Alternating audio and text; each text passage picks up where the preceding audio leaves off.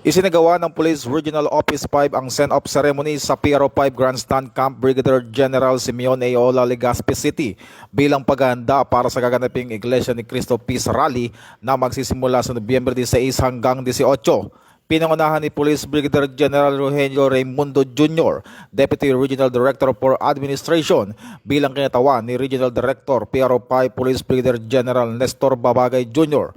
Samantala, magpapadala ang PRO 5 ng 1,000 PNP personnel upang tumulong at magbigay suporta sa seguridad sa naturang pagtitipon. Sa nasabing seremonya, pinaalalahanan ng opisyal ang mga PNP personnel ukol sa disiplina habang sila ay naghahanda para sa kanilang misyon sa seguridad. Tinitiyak naman ng PRO 5 ang kanilang matibay na pangako sa pagtitiyak ng seguridad at pagpapanatili ng kapayapaan at kaayusan sa buong panahon ng mga pagtitipon.